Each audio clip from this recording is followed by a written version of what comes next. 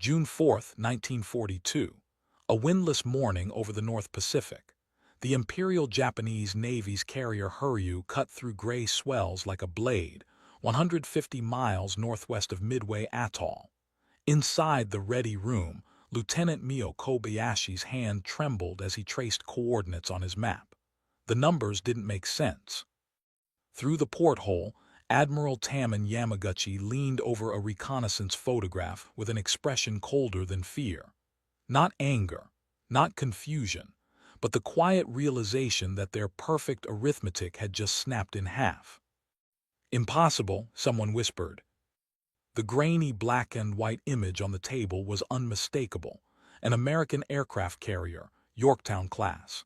The same ship Kobayashi had seen engulfed in flames weeks earlier in the Coral Sea.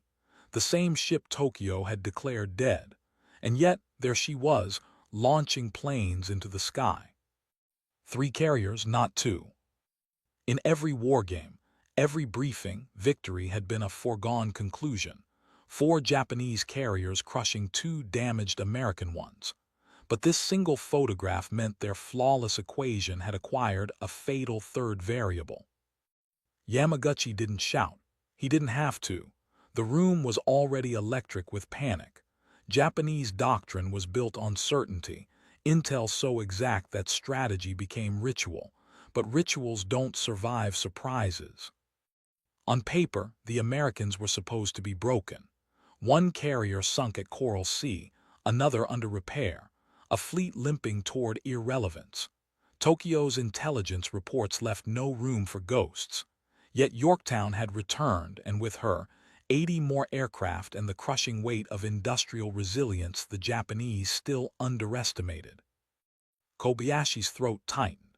He could hear the noise of the ship around him change, radios sputtering, boots hammering the decks, clipped orders cascading through corridors. The neat, elegant strike plan, the one rehearsed for months, was already unraveling before the first bomb fell. 3 carriers meant their ambush had become a duel. 3 carriers meant their advantage had narrowed to the width of a torpedo wake. And 3 carriers meant they were fighting a nation capable of doing the impossible fast. Japanese naval planning had always assumed time was their ally. A carrier struck with a 550-pound bomb, decks punched through, tanks ruptured, it should have been in the dockyard for months. That was how the Imperial Navy itself operated. Perfection first, combat readiness later. But across the ocean, another philosophy was at work, function over form. The Americans didn't wait for beauty. They patched, welded, sealed, and sailed. To Kobayashi, this was unthinkable. To the Americans, it was Tuesday. He thought back to the Coral Sea report, Yorktown trailing oil, dead in the water, Japanese pilots radioing triumph, intelligence officers removing her name from every operational table, the Emperor himself informed. She was gone. She had to be gone. Yet outside, somewhere over the horizon, Yorktown's dauntless dive bombers were climbing toward attack altitude. What Japanese planners had calculated as a 2-front engagement had just turned into a 3-front storm. In the carrier's operations center, senior officers stared at updated reconnaissance data. 3 American carriers confirmed, an aide said flatly. 3, Yamaguchi repeated almost gently. No one moved. The sound of the ocean outside seemed unnaturally loud, waves slapping steel like the ticking of a clock. Their entire operation, Operation MI, was built on one assumption, that Yorktown would not be there. And now she was, a phantom rising from the Pacific. Admiral Nagumo aboard Akagi had just received the same news. His face, usually serene, was carved with something close to disbelief. They had 4 carriers, yes, but the battle plan was tuned like a violin for 2 opponents. Every sortie, every torpedo, every reserve aircraft was calculated for that ratio. Change the math, and the symphony collapses into noise.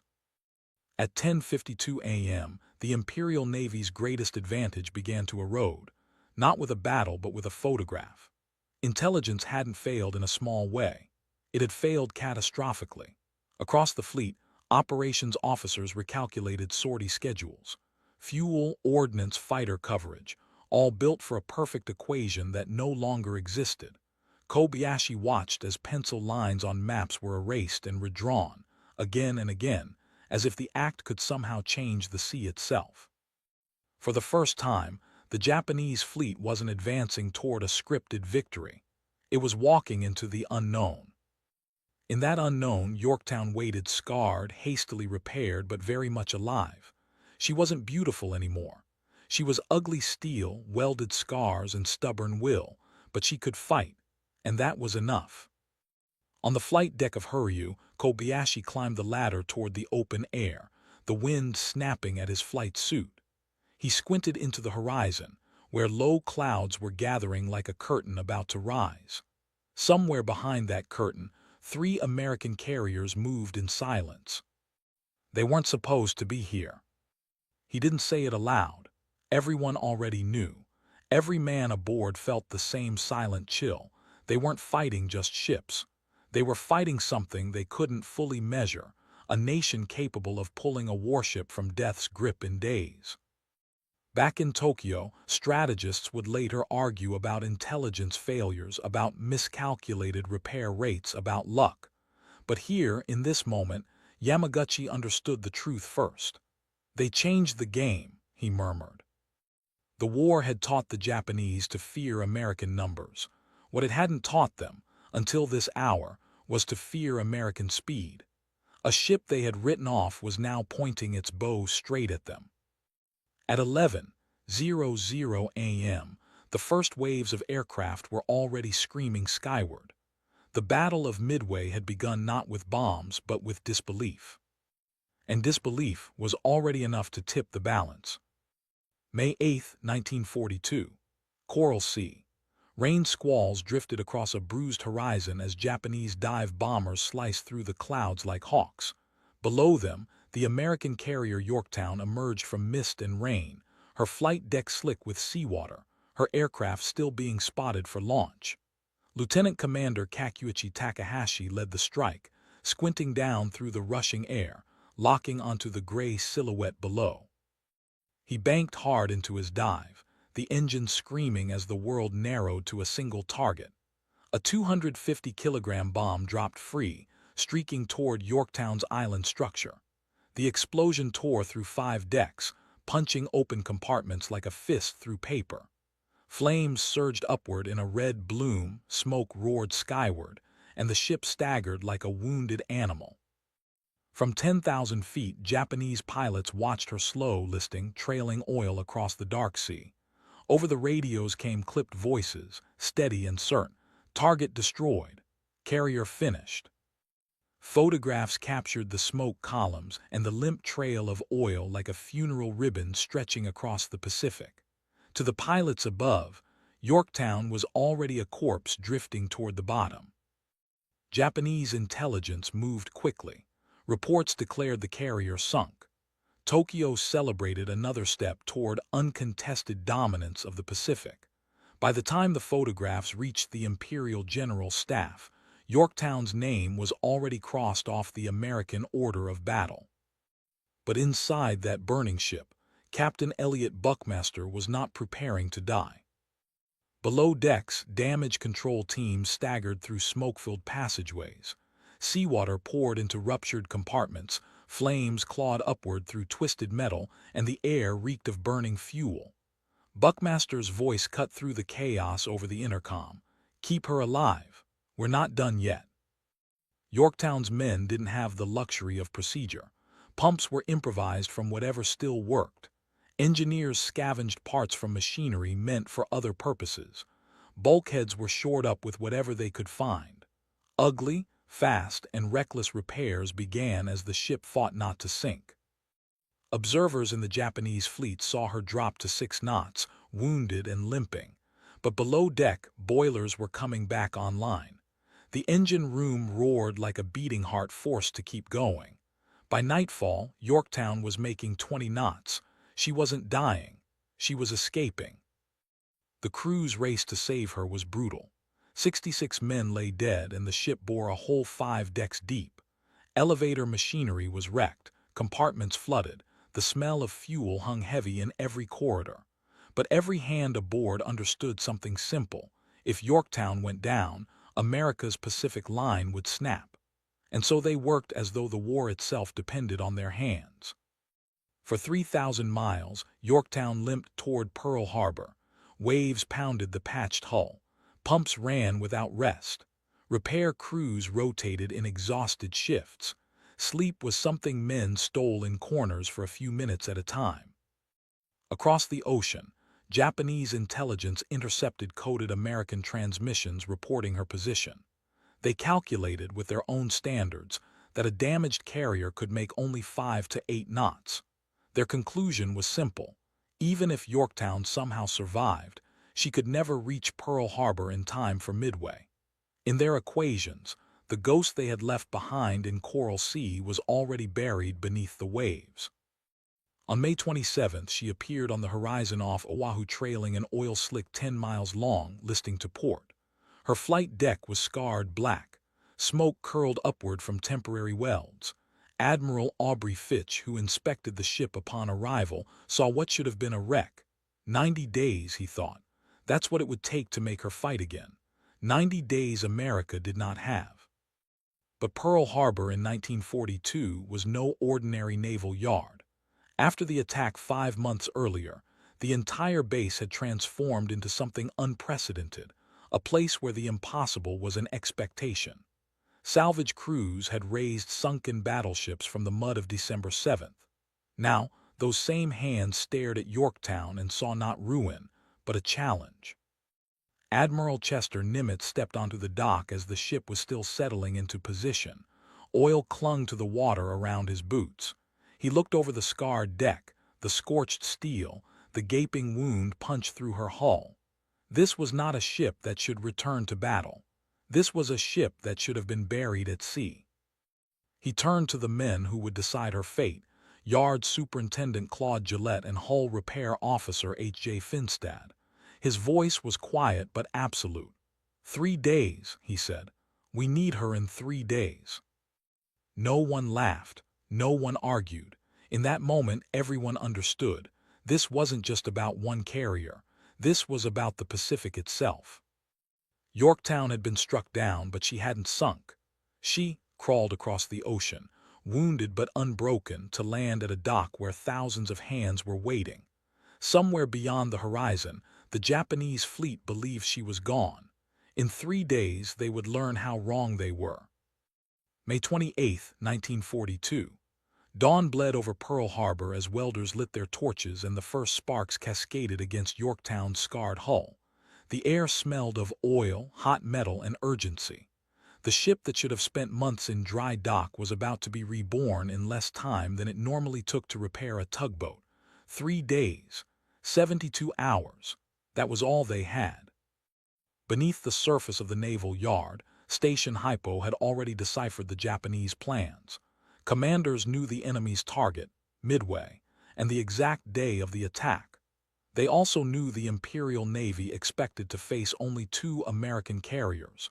Yorktown's reappearance would tilt the balance from desperate defense to a fighting chance, but only if she could sail.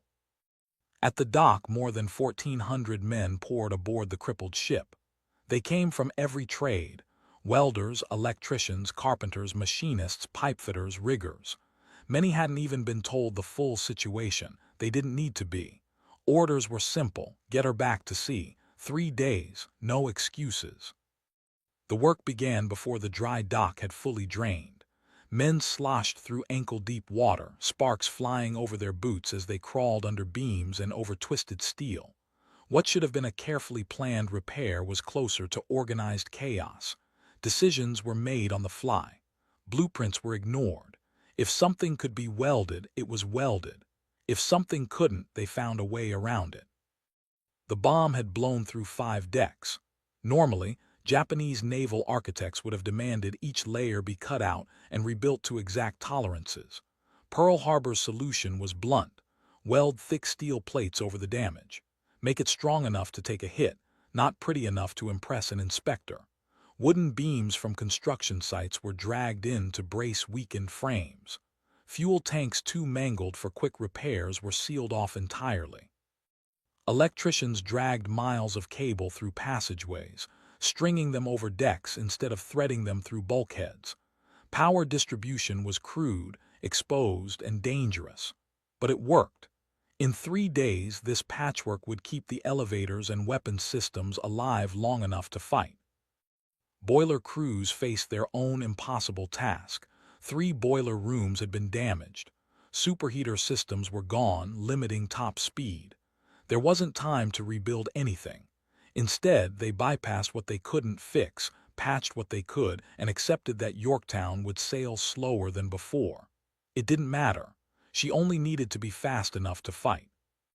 As night fell, welding arcs lit the dock like a second sunrise. Workers moved without sleep. Men leaned against bulkheads for 10-minute naps and went back to hammering steel. Cafeterias sent food down in buckets. When electricity from the welding drained Oahu's grid, the city went dark without protest. Civilians knew what was happening. No one complained. There was no ceremony here, no speeches, no brass bands. Just sweat, noise, and the belief that this mattered more than anything else. A young electrician named Lewis Walters would later say, "We didn't fix her the right way. We fixed her the fast way. Every cable we ran, we pictured some kid up there needing it to work." Inside the ship, the heat grew unbearable. Patches dripped with condensation from welding torches. Fuel tanks sweated fumes. The whole hull seemed to groan like a living thing trying to breathe again. On deck, supervisors barked out orders with chalk-stained hands, marking what was done, what wasn't, and what would have to be ignored. There was no perfection here, only urgency. Meanwhile, a few hundred yards away, codebreakers in Station Hypo stared at decrypted messages. Every hour confirmed it.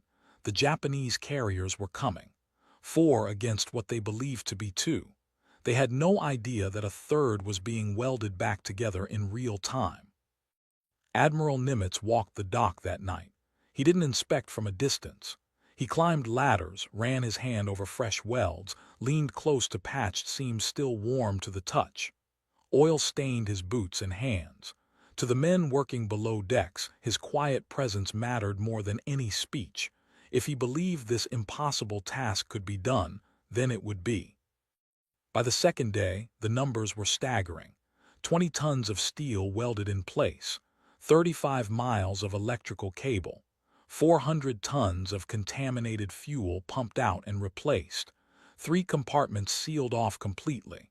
It was the kind of rapid industrial work the Japanese Navy didn't believe was possible. There were no permits, no layers of approval, no committees. Supervisors authorized changes on the spot. If a beam needed cutting, someone cut it. If a patch needed welding, someone welded it. It was fast, messy, and absolute. On the third night, exhaustion set in hard. Men worked with blackened hands, burns across their arms, eyes ringed with sleeplessness. But no one left. They ate where they worked, slept where they fell, and got back up to finish what they'd started. A hull technician later said, "We weren't just fixing a ship. We were trying to change the outcome of a battle none of us would fight." By dawn on May 30th, the final welds cooled in the morning air. Yorktown sat upright, no longer listing. Her scarred deck still bore the marks of Coral Sea, but beneath the damage was something new, brute strength. She wasn't restored. She was reforged. The shipyard whistles blew, not as celebration but as a signal. Repairs were done. She was leaving. Many of the workers who had spent 3 days crawling through her wounds stepped back from the dock in silence, sweat still streaking their faces. They had pulled a warship back from the grave in 72 hours. On the flight deck, air crews began preparing borrowed planes from Saratoga, Enterprise, and scattered squadrons. She wasn't returning as she had left. She was patched together from fragments of other ships, other men, other missions. But she was alive, and she could fight.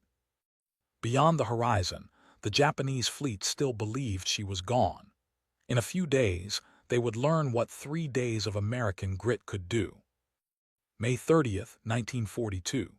Morning light spread across Pearl Harbor as Yorktown's engines rumbled to life. She slid away from the pier slowly, almost silently, escorted by tugboats that guided her past the scars of December's attack. The air still smelled faintly of welding and oil, and the patches along her hull gleamed dull silver in the sun. Shipyard workers crowded the docks, their faces streaked with exhaustion and pride. Many had spent 72 hours inside that ship, working without rest. Now they stood shoulder to shoulder as she moved toward the open sea, too tired to cheer, but unwilling to look away. The carrier that should have been at the bottom of the Coral Sea was headed back to war. Yorktown's air group was a patchwork, pulled from wherever the Navy could find experienced hands. Bombing Squadron 3 from Saratoga, Torpedo Squadron 3, assembled from survivors of other ships. Pilots from 3 different squadrons who had never flown together before lined the deck. There was no time to train as a unit. There was only time to fight. As she cleared the harbor, men on the dock raised their helmets in silent salute. Chief Hull Technician Finstead, who had overseen the brutal welding marathon, later said, "We sent her out looking like a fighter patched up between rounds. She wasn't pretty, but she could still throw punches." 3 days later, Yorktown reached the rendezvous point known as Point Luck, 325 miles northeast of Midway. There she joined Enterprise and Hornet. The other crews expected to see a wreck limping in, maybe as reserve. Instead, they watched as she arrived fully operational, launching aircraft and running flight operations as if she had never been hit. Commander Wade McCluskey of Enterprise remembered the moment clearly. "Grown men cheered," he said. "We thought she was done, and there she was." Yorktown's return changed more than the numbers on a strategic map. It changed the mood. Until that moment, every man in the Pacific Fleet had felt the weight of inevitability. Japan had the numbers, the initiative, the upper hand. But the arrival of a ship everyone believed dead felt like defiance made real. It was a message. The Americans weren't done. Far across the sea, on the decks of Akagi, Kaga, Soryu, and Huryu, Admiral Nagumo's task force advanced with supreme confidence. 4 carriers, 248 aircraft, veteran pilots fresh off months of victories. Every plan, every line of attack had been calculated on the assumption that only 2 American carriers would stand in their way. It was an equation they believed they could not lose. Captain Minoru Genda, Nagumo's brilliant air operations officer, had rehearsed every scenario. Even if the Americans achieved some measure of surprise, numerical superiority and pilot skill would crush them. Intelligence was clear. Yorktown was gone. The Imperial Navy trusted its math. But the math was about to betray them. June 4th. Pre-dawn darkness settled over the Pacific like a heavy curtain. On the Japanese flagship, orders were crisp and confident.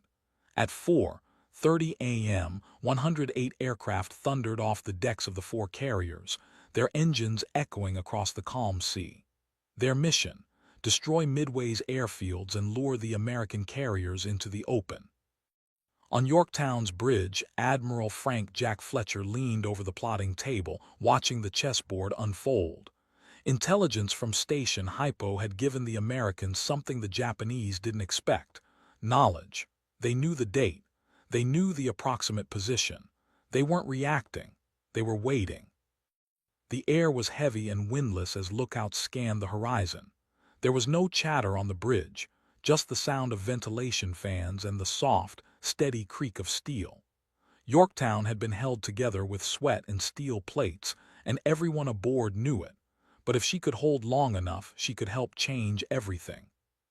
Just after 7:00 a.m., the first Japanese scout plane spotted the American fleet. "Enemy carrier sighted," came the transmission. 1 carrier. Nagumo gave the expected order: rearm the reserve aircraft with torpedoes to destroy the enemy ships once they revealed themselves. His plan was unfolding exactly as he imagined. Minutes later, another scout reported what should have been impossible: 2 carriers. A ripple of confusion spread through the Japanese fleet. A second carrier hadn't been part of the equation, but the numbers still favored Japan. 4-2 was still certain victory. The wind picked up as the sun rose. The water was calm, the air unnaturally clear. A perfect day for a battle that would decide the fate of the Pacific. Fletcher's staff moved with quiet efficiency. There was no room for dramatics. Every pilot, gunner, and deck crewman knew the odds. They had 3 carriers against 4, but unlike their opponents, they also had surprise. Nagumo couldn't know it, but the seeds of chaos were already sprouting inside his carefully timed operation. The American carriers weren't reacting to his trap, they were springing their own. By 7:15, the Japanese reserve aircraft were in the middle of rearming when another scout plane, delayed by cloud cover, finally reported what no one on Nagumo's bridge wanted to hear. 3 carriers. 3. For a moment, silence hung over the Japanese flagship. The calculation wasn't supposed to allow for this. A 3rd carrier meant the Americans weren't limping to the battlefield. They were coming to fight. On Yorktown, pilots strapped into their dauntless dive bombers and Devastator torpedo planes. The patched flight deck vibrated beneath their boots. They could still smell the steel and welding smoke from Pearl Harbor. Every man aboard knew this ship wasn't meant to be here, but she was, and that knowledge burned hotter than fear. Fletcher's voice over the radio was calm, almost unnervingly so. "We hold the line here." The roar of engines filled the morning. The ship creaked as aircraft began launching into the bright sky. For days, Yorktown had been a ghost, an absence in the Japanese equation. Now she was real again, and that fact alone was rewriting the story before the first shot was fired. Far out to sea, bombers and fighters streaked toward Midway. In the distance, the sun flashed against the waves like scattered glass. The battle was no longer theoretical. The storm was coming. Yorktown was headed straight into it. The first wave arrived low over the water like a dark tide. At 8:20 that morning, Hornet's torpedo squadron, 15 Devastators led by John Waldron, charged toward Nagumo's fleet. Their slow planes were outmatched by the agile Japanese Zero fighters waiting above the sea, but Waldron didn't hesitate. He knew exactly what he was flying into. One by one, the Devastators went down in sheets of flame. When it was over, only a single man, Ensign George Gay, floated in the wreckage, watching the Japanese formation from the sea. He would later say he never saw fear on Waldron's face, only determination. That brutal, hopeless attack had done something numbers couldn't measure. The Japanese combat air patrol had been dragged down to sea level. As their fighters swarmed the torpedo planes, the sky above their carriers lay momentarily unguarded. 20 minutes later, Enterprise's torpedo squadron followed, and they too were cut apart by the Zeros. 10 of 14 aircraft destroyed. Not a single torpedo hit. The sea boiled with wreckage and smoke. Then came Yorktown's turn. At 9:15 a.m., Torpedo Squadron 3 roared toward the Japanese fleet. 12 Devastators, their engines straining, lined up on the carriers. Lookouts on the Japanese ships counted the planes and finally understood the truth. The math was broken. 3 American carriers were on the battlefield. Their trap had become someone else. Admiral Yamaguchi's hands tightened on the railing as the alarm bells began to wail across Huryu. For a moment, all of his carefully constructed plans evaporated. This was not the battle they had prepared for. The Devastators flew into the storm of machine gun fire. One after another they were hit, bursting apart over the gray waves. No torpedoes found their mark, but that didn't matter. Their job was never about hits. Their job was about time. And then at 10:22, the sky itself opened. Lieutenant Commander Max Leslie, leading Yorktown's bombing squadron, had gotten lost earlier that morning. He'd found his way to the Japanese fleet by following the faint trail of a destroyer's wake. Now, 17 SBD Dauntless dive bombers appeared almost by accident at the exact moment Enterprise's dive bombers reached the same patch of sky. Not by design, by fate. Below them, 4 Japanese carriers sailed in perfect formation, decks crowded with fueled and armed planes being rearmed for a counterstrike. Above them, the sky was empty. Every Zero was chasing ghosts at sea level. The dauntless bombers rolled over and plunged. The sound of wind screamed through the cockpits as they dove at over 200 knots. Pilots squinted against the vibration, adjusting their aim as black bursts of flak bloomed around them. Yorktown's planes went for Soryu. Enterprise's targeted Akagi and Kaga. In 6 minutes, everything changed. 3 Japanese carriers erupted into fire. Soryu took 3 direct hits, her deck becoming a furnace. Akagi was struck in the heart of her hangar. Kaga was hit so hard that her entire flight deck buckled and tore. Fire roared upward as aviation fuel turned each ship into a floating inferno. Within minutes, crews were leaping overboard into the oil-slicked water. The pride of the Imperial Navy burned beneath the rising sun. Yamaguchi stared at the horizon in stunned silence. 3 carriers gone in the span of a single breath. A century of samurai precision and planning undone not by superior numbers, but by a moment of timing too perfect to calculate. But Huryu still floated, and the Japanese weren't done. Yamaguchi made his decision instantly. Even as Akagi, Kaga, and Soryu burned, he turned Huryu into the wind and launched his counterstrike. 18 dive bombers and 6 fighters clawed their way into the sky, headed straight for Yorktown. Yorktown's lookout spotted them just after noon, black dots on the horizon growing larger by the second. General quarters sounded across the ship. Damage control parties stood by. Gunners ran to their stations. Pilots scrambled to intercept. Lieutenant Kobayashi, leading the Japanese formation, raised his binoculars as they neared their target. His breath caught. The carrier below him was Yorktown, the same ship they had watched die at Coral Sea, the same ship their intelligence had erased from every calculation. Yet here she was, steady, launching aircraft defiant. At 12:05 p.m., 3 bombs found her. One detonated near the island. Steam lines ruptured, power flickered, the ship went dead in the water. Smoke poured from her deck. The same eerie stillness settled over the ocean that had followed Coral Sea. Japanese pilots circled, convinced they had finished her again. But below decks, something very different was happening. The Pearl Harbor repairs were holding. The welded plates hadn't buckled. Damage control crews surged forward, sealing ruptures, shoring up bulkheads, flooding compartments to keep her upright.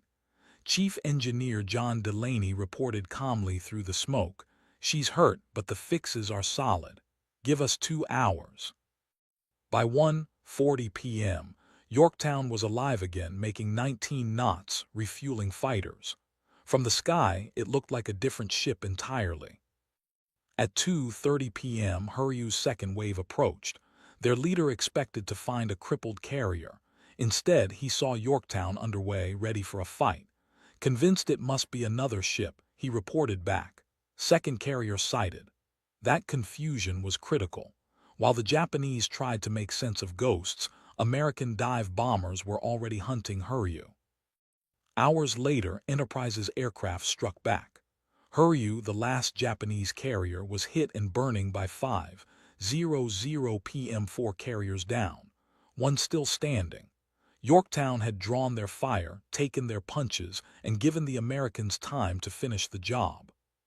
She didn't know it then, but she'd already altered the outcome of the Pacific War. She did not die quickly. After the battle, Yorktown lay wounded, still afloat, her patched hull holding longer than anyone expected. On June 6th, a Japanese submarine found her trailing in the Pacific, under tow. 4 torpedoes sliced through the water. 2 slammed into her side. A third tore into the destroyer Hammond as it rushed to protect her. As the smoke cleared, the old carrier rolled onto her beam and slowly slipped beneath the waves. The men watching her go down said it felt like watching a prizefighter collapse after winning the final round. She had done what she was built to do. But the story of Yorktown was never just about the moment she sank. Her true legacy was the impossible 3 days that came before the battle, the way a nation's will had been forged into steel and sent to sea. The Japanese had believed they were fighting a ship. In reality, they were fighting an idea. In the months and years that followed, Japanese officers struggled to understand what had happened at Midway. Their intelligence had been precise. Their calculations had been perfect. 4 carriers against 2 should have been decisive. What they never accounted for was a shipyard's refusal to accept defeat, an admiral willing to risk everything, and workers who treated a shattered hull as a starting point, not an ending. When Lieutenant Commander Tanabe visited Pearl Harbor 2 decades later, he was shown the dry dock where Yorktown had been brought back from the dead. He stood in silence for several minutes. Then he whispered, "Now I understand. We weren't just fighting your fleet. We were fighting your belief that anything can be done if it must be done." Yorktown's repair changed more than a single battle. It reshaped how the Navy thought about war. Before Midway, repairs followed procedure, methodical, elegant, precise. After Yorktown, the doctrine shifted. Function came first. Speed outranked elegance. Anything that could make a ship fight again was enough. That philosophy spread through every corner of American industry. Liberty ships were built in 4 days. Bombers rolled off assembly lines in less than an hour. What began in dry dock number 1 became the backbone of a war effort that overwhelmed its enemies with relentless, practical force. In the years after the war, Admiral Nimitz called those 3 days the most important 72 hours of the Pacific Campaign. Not because of the welding or the steel plates, but because of what it represented. A nation that could mobilize, adapt, and fight faster than anyone expected. For the men who had worked those 72 hours, there were no medals, no parades. Welders, carpenters, pipefitters, and electricians returned to their shops the next day to fix the next ship. But their work echoed across the Pacific. Every carrier that left Pearl Harbor carried their legacy. Every battle fought afterward bore the fingerprints of that repair. Tom Lee, a gunner who fought aboard Yorktown at Midway, met Lewis Walters, the young electrician who had strung cables across her decks during the repair more than 40 years later. "Your wiring saved my life," Lee told him. "When the first bomb hit and power failed, those cables kept my guns alive." Walters didn't know what to say. All he'd done was work. But work in that moment had changed history. In Japan, the shock of Midway lingered long after the flames were out. Admiral Fukudome would later write, "Yorktown taught us that perfection can lose to speed, and precision can lose to will." It wasn't just that the Americans had repaired a carrier. It was that they had done it faster than anyone believed possible. Even in death, Yorktown remained a phantom. Japanese pilots swore they had sunk her twice. Intelligence officers marked her as lost. Yet on June 4th she appeared again, as if risen from the depths, and the psychological blow of that moment echoed through every Japanese briefing that followed. The lessons of Yorktown are still taught today.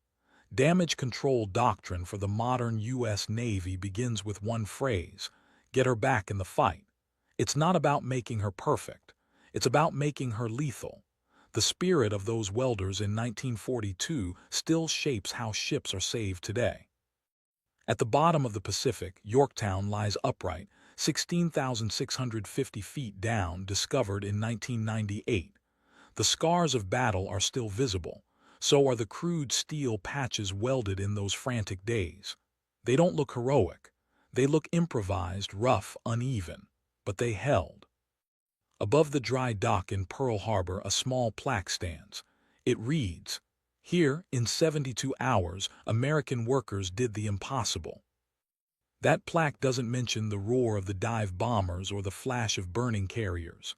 It doesn't tell of Waldron's sacrifice, of Leslie's perfect dive, or the Japanese shock at the sight of a ship they thought was gone. It speaks of something quieter, simpler, harder: work. That was Yorktown's real secret, not some hidden weapon or lucky break. It was people, ordinary Americans with welding torches, wrenches, and calloused hands, who refused to let her die. The Japanese measured time in months. The Americans measured it in hours. The Japanese prized perfection. The Americans prized victory. And in those 3 days, that difference changed the course of a war.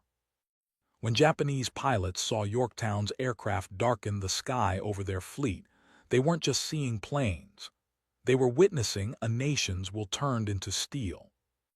Yorktown may have gone down on June 7, 1942, but what she stood for did not sink with her. It would sail on through every ship launched afterward, every battle fought, every torch lit in every shipyard. She became proof that impossible is just a word.